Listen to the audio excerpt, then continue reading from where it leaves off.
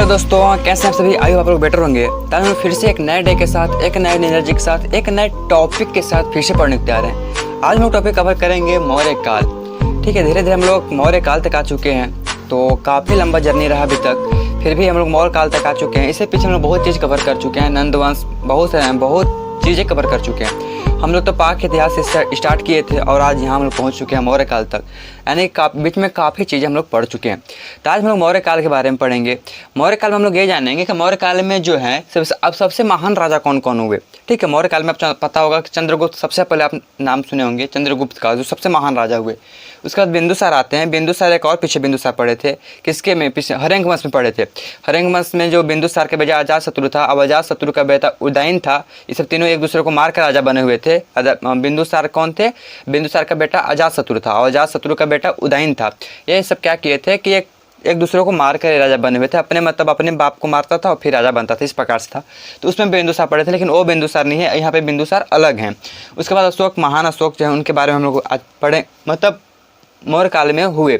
इनके बारे में हम लोग बारी बारी से पढ़ेंगे। चंद्रगुप्त के बारे में सबसे पहले पढ़ लेंगे, उसके बाद बिंदुसार के बारे में पढ़ेंगे, उसके बाद अशोक के बारे में पढ़ेंगे। तो आज हम लोग मौर्य काल के बारे में पढ़ेंगे कि मौर्य काल है, हुआ क्या, और मौर्य काल में कौन कौन महान राजा हुए। महान राजा हुए तो उनका जीवनी कैसा रहा, जैसे चंद्रगुप्त का जीवनी क्या रहा, बिंदुसार का जीवनी क्या रहा, अशोक का क्या जीवनी रहा, इस सब चीज़ों को हम लोग पढ़ेंगे। चलिए, आप लोगों का बहुत बहुत स्वागत है आपका अपना चैनल डिफेंस क्लास पे। चलिए देखते हैं। जो मौर्य काल जो है, आप लोगों को पता होगा, पिछला वीडियो में बोला था कि नंद वंश के सबसे अंतिम शासक जो धनानंद हुए थे, उनको जब सिकंदर आए तो धनानंद के वहाँ पे धनानंद को हटा दिया गया था। सिकंदर जब आए थे, अच्छा मौर्य काल से पहले सिकंदर आए। मौर्य काल किसके द्वारा बसाया हुआ है? आप बोल सकते हो कि सिकंदर के द्वारा बसाया हुआ। अगर सिकंदर आक्रमण नहीं करते तो मौर्य काल शायद नहीं होता। ठीक है, मौर्य काल नहीं आ पाता। सिकंदर का एक बहुत बड़ा प्रभाव पड़ा कि मौर्य काल स्थापना हुई। ठीक है, तो मौर्य साम्राज्य में जो सबसे महान राजा हुए वो कौन कौन हुए? चंद्रगुप्त हुए, बिंदुसार हुए और अशोक हुए। 3 राजा ऐसे थे जो कि मौर्य काल का सबसे महान राजा हुए। मौर्य काल का मैं लिखते चल रहा हूँ, आप लोग ध्यान देना। ठीक है, मौर्य काल का, अच्छा ये पढ़ना किसके लिए है? तो एनडीए सिलेबस में है पढ़ना। आप लोग अगर एनडीए एस्पिरेंट हो तो आपको पता होगा कि कहाँ पे पढ़ना है। ठीक है, अरिहंत पब्लिकेशन का बुक में देखना है, अच्छा से पढ़ना है, मतलब इसको। तो मौर्य काल का सबसे महान शासक जो हुए वो कौन कौन हुए? चंद्रगुप्त हुए। पहला चीज़ तो चंद्रगुप्त ही हुए। आप लोग चंद्रगुप्त के बारे में बहुत कुछ जानते भी होंगे। चंद्रगुप्त, बिंदुसार, उसके बाद कौन थे? बिंदुसार थे। बिंदुसार कौन थे बताएंगे। ठीक है, बिंदुसार हुए। उसके बाद अशोक हुए। अशोक, इनको भी आप अच्छी तरह से जानते होंगे। इनको पता नहीं आप जानते हो कि नहीं, लेकिन अशोक और चंद्रगुप्त को आप जानते होंगे। तो मौर्य काल के सबसे जो महान राज शासक हुए वो कौन कौन हुए? चंद्रगुप्त, बिंदुसार और अशोक। अशोक बाद में आए थे, मतलब सीक्वेंस में है। चंद्रगुप्त का बिंदुसार हुए, बिंदुसार के बाद अशोक हुए। ठीक है, ये था मौर्य काल की कहानी। अब आते हैं चंद्रगुप्त के जीवन में कि चंद्रगुप्त थे कौन, कैसे थे, कहाँ क्या लड़ाई किए, कितने वर्ष में वो लड़ाई किए थे, कितने वर्ष में कहाँ क्या किए, सब चीज़ को पढ़ेंगे। तो मौर्य काल किसके कारण स्थापना हुआ? आप बोल सकते हो सिकंदर के कारण। सिकंदर का आक्रमण अगर नहीं होता तो मौर्य काल का शायद स्थापना नहीं होती। चलिए अब देखते हैं चंद्रगुप्त के बारे में। चंद्रगुप्त जो थे वो नंद वंश के जो अंतिम शासक हुए धनानंद, उसको जीत गए थे, उसको पराजित किए हुए थे। किसको? नंद वंश का अंतिम शासक, नंद वंश का अंतिम शासक कौन थे? धनानंद थे। आप लोग पिछला वीडियो में ये चीज़ बताया है। धनानंद के बारे में अच्छी तरह से मैं पिछला वीडियो में कवर किया है, धनानंद कौन थे। ठीक है, वो भी एक महान राजा हुए थे। तो नंद वंश के अंतिम शासक धनानंद को पराजित किए।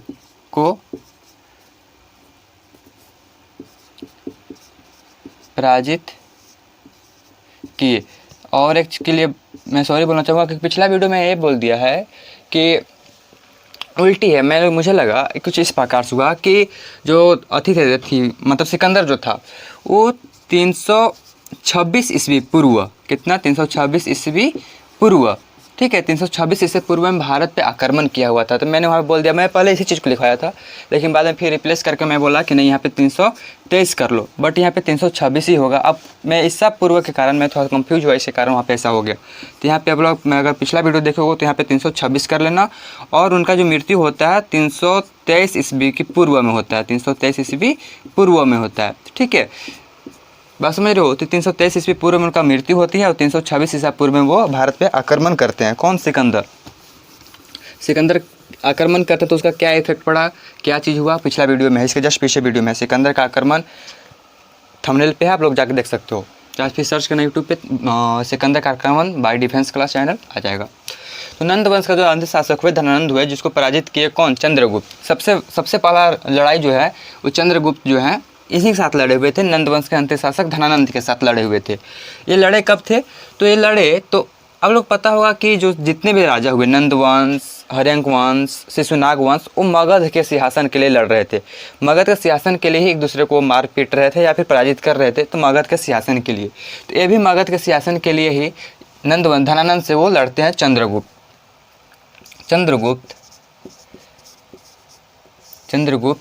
322 ईस्वी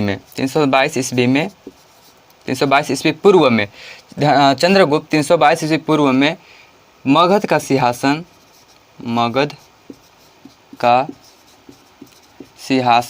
अपना लेते हैं या फिर जीत जाते हैं। ठीक है, मगध का सिंहासन जीत जाते हैं। इससे पहले मगध का सिंहासन किसके पास था? धनानंद के पास था, जो कि नंद वंश के अंतिम शासक हुए। तो चंद्रगुप्त 322 ईस्वी पूर्व में मगध का सिंहासन को जीत लेते हैं।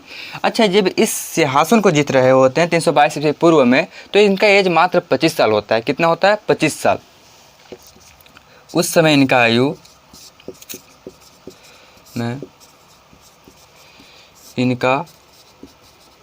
आयु मात्र 25 वर्ष होता है। 25 वर्ष होता है इनका जो आयु है उस समय, उसमें 25 वर्ष हो रहा होता है। और धनानंद को उस समय पराजित कर दिए होते हैं और वे 322 ईस्वी पूर्व मगध के सिंहासन को अपनाते हैं या फिर जीत जाते हैं, बोल सकते हो। अच्छा, ये जो काम ये कर पाए तो अकेले खुद के दम पे नहीं कर पाए थे, ये चाणक्य के सहायता से कर पाए थे। किसके सहायता से? चाणक्य के सहायता से। चंद्रगुप्त, आप बोल सकते हो कि चंद्रगुप्त के जीवन में चाणक्य का बहुत बड़ा रोल रहा है। चंद्रगुप्त धनानंद को चाणक्य के सहायता से हरा पाए। ठीक है, हरा पाए। इनका खुद का बस की बात नहीं था, लेकिन चाणक्य उस समय इनके साथ थे और चाणक्य ही धनानंद को हराने में इनको सहायता देते हैं। चंद्रगुप्त के जीवन में चाणक्य का बहुत अच्छा रोल रहा है। आप लोगों को पता होगा, मुझे बताने की जरूरत नहीं है। अब इस प्रकार से मगध का सिंहासन जब चंद्रगुप्त के हाथ में जाता है, तो अब वहाँ पे है से मौर्य काल की स्थापना होती है। किसका? मौर्य काल की।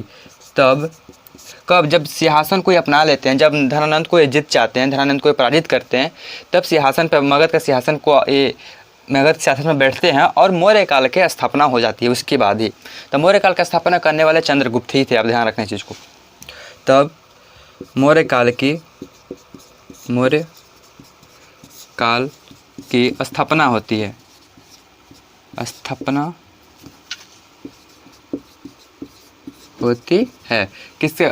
कब होती है? जब मगध के सिंहासन को जीत जाते हैं, तब मौर्य काल की स्थापना होती है।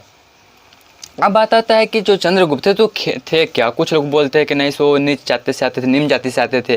कुछ लोग बोलते थे वो क्षत्रिय थे, कुछ लोग कुछ और ही बोलते हैं। तो देखते हैं बारी बारी, 2-3 प्रकार है, 2-3 तरह से हम देखेंगे कौन क्या बोलता है, समझते हैं। तो सबसे पहले अगर बौद्ध धर्म और जैन धर्म को माने, उस समय तो बौद्ध धर्म ही, जैन धर्म ही था, इतना सारा धर्म नहीं था। बहुत पुराना बौद्ध धर्म और जैन धर्म है। सबसे पुराना जैन धर्म है, उसके बाद बौद्ध धर्म है। सबसे ज़्यादा जो फेमस हो पाया वो जैन धर्म ही था, उसके बाद बौद्ध धर्म है। ठीक है, ज़्यादा अपनाते थे लोग जैन धर्म। ठीक है, उसके बाद बौद्ध धर्म। तो बौद्ध धर्म और जैन धर्म के हिसाब से बौद्ध धर्म और जैन धर्म। अच्छा, बौद्ध धर्म और जैन धर्म के इन डिटेल वीडियो मेरा प्लेलिस्ट पे है। इसमें मैं ये बताया है कि बौद्ध धर्म के संस्थापक हुए कौन, गौतम बुद्ध। गौतम बुद्ध के जीवनी के बारे में इन डिटेल चीज़ें, उनका जन्म से लेकर उनकी मृत्यु तक, उनके जीवन काल में जो भी चीज़ हुए उन सब चीज़ को उसमें कवर किया गया है। जैन धर्म के हैं जो महावीर स्वामी, जो कि जैन धर्म का अंतिम गुरु हुए, उनके बारे में इन डिटेल में कवर किया हुआ है अलग अलग वीडियो में। तो बौद्ध धर्म और जैन धर्म के हिसाब से के आधार पर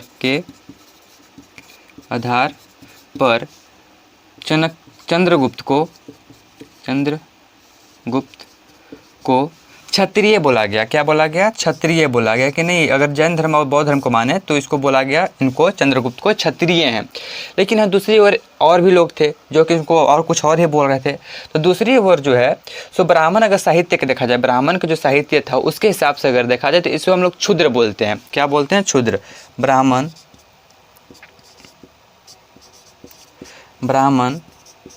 साहित्य के आधार पर इन्हें, ठीक है, इन्हें क्या बोला गया? इन्हें बोला गया क्षुद्र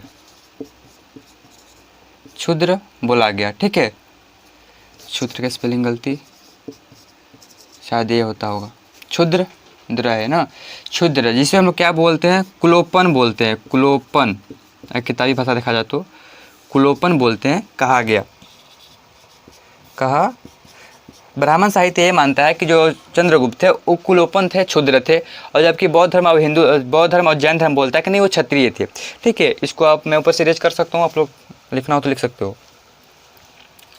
चलो ठीक है, तो इस प्रकार से अब आगे हम लोग ये देखेंगे कि एक ठो और है, एक और चीज़ में इनका जो उल्लेख किया गया है, कुछ और नाम से उल्लेख किया गया है, यानी कि इनको कुछ और ही बोला गया है कि नहीं इसको क्षत्रिय बोला गया, ना कुलोपन बोला गया, कुछ और बोला गया। देखते हैं क्या बोला गया। उसके बाद हम लोग ये देखेंगे कि ये जब जीते मगध शासन को, तो उस समय जो सिकंदर सेनापति था कौन? सेल्यूकस निकेटर, उनसे भी इनको लड़ाई हुआ है। ठीक है, देख तो पढ़ेंगे क्या हुआ। चलिए, तो कहाँ पे थे? हाँ, इनको ब्राह्मण साहित्य क्या बोलते थे? इनको क्षुद्र बोलते थे। उसके बाद आता है जो विशाखत कृत मुर्दा राक्षस जो नाटक था, कौन? मैं इसको लिखता हूँ, ठीक है, ताकि आप लोग लिखने में भी सहूलियत हो।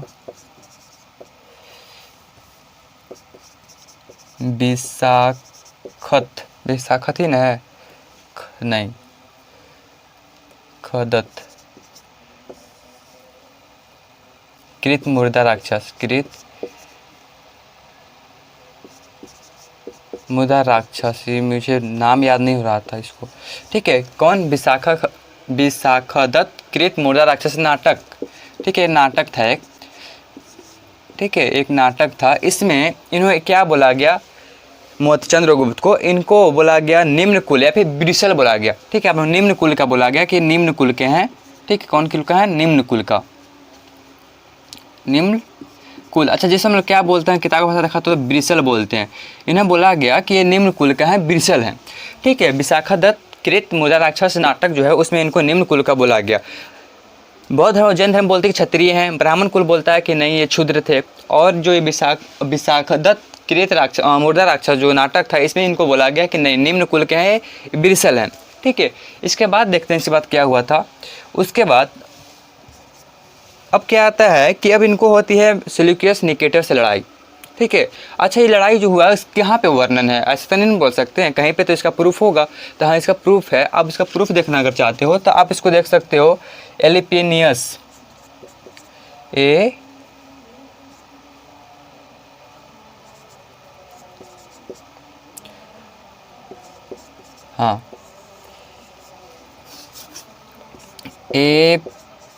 एपिपायनस। ठीक है, एपिपेनायस, जो अगर इसका वर्णन के हिसाब से देखा जाए, एपिपेनायस के अगर वर्णन के हिसाब से देखा जाए तो देखा जाता है वहाँ पे लिखा हुआ है कि जो चंद्रगुप्त थे उनका लड़ाई होता है सेल्यूकस निकेटर के। सेल्यूकस निकेटर जो थे वो सिकंदर का सेनापति थे, बहुत महान सेनापति थे। मैं पिछला वीडियो में बताया। अच्छा, इनका जो अथी है, इनका जो, तो बोल सकते हैं कि इनको बताया, एक दो पीछे वीडियो में भी इनका नाम का जिक्र हुआ है। ठीक है, कहाँ पे हुआ? पिछले अगर वीडियो देखे होगे तो आप लोगों को पता होगा। तो एपिपेनायस के वर्णन के हिसाब से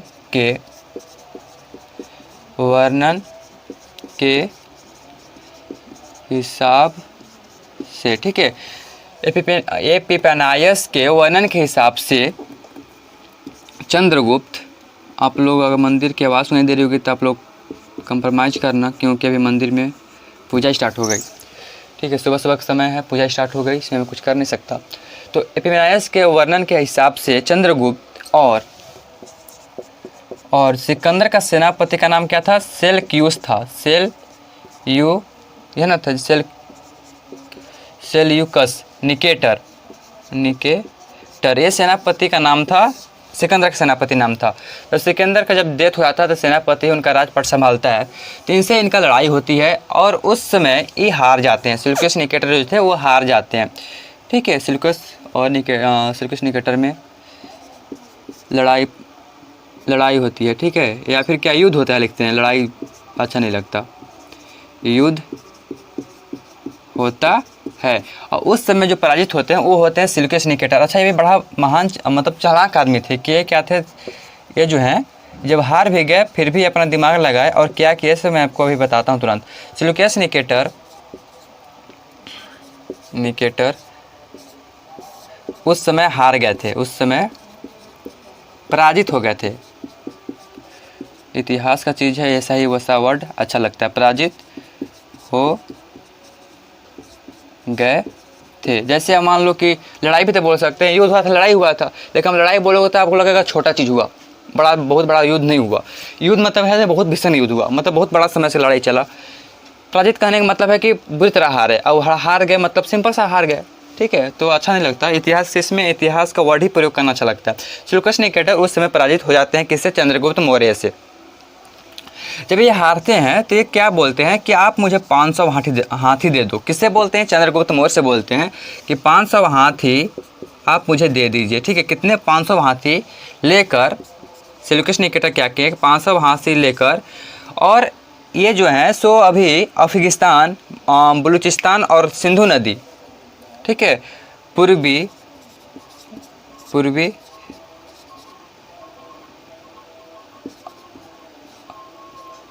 अफगानिस्तान, बलूचिस्तान, ठीक है, देश का नाम पता ही होगा, और सिंधु नदी के पश्चिमी भाग, और सिंधु नदी के पश्चिमी भाग को दे देते हैं। बोलते हैं कि आप मुझे 500 हाथी दो और अफगानिस्तान, बलूचिस्तान और सिंधु नदी के पश्चिमी भाग जो है उसको आप ले जाओ, ठीक है। वो किससे बोलते हैं? चंद्रगुप्त मौर्य से बोलते हैं। सेल्यूकस निकेटर बोलते हैं कि आप मुझे 500 हाथी दे दो, और उसके बाद अफगानिस्तान के पूर्वी भाग, बलूचिस्तान और सिंधु नदी, जहाँ पे अभी जो ईरानी जो है तालिबान लोग जो कब्जा किया है वह भगवा को, तो वो कौन दिए थे? अब देखो कि उस समय दिया गया था, कौन दिया था? सेल्यूकस निकेटर दिए थे उस समय। किसको? चंद्रगुप्त मौर्य को दिए थे। पूर्वी अफगानिस्तान, बलूचिस्तान, सिंधु नदी के पश्चिमी भाग को दे देते हैं,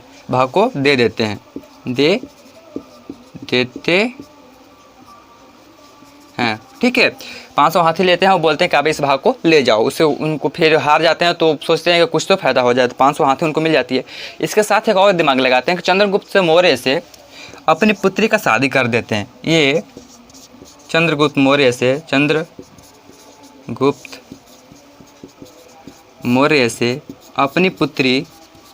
अपनी पुत्री, यहाँ बेटी वर्ड भी अच्छा रहता बट इतिहास चीज़ है।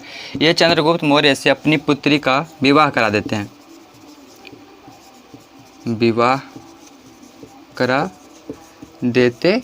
हैं, और चाणक्य गुप्त उनसे विवाह कर भी लेते हैं।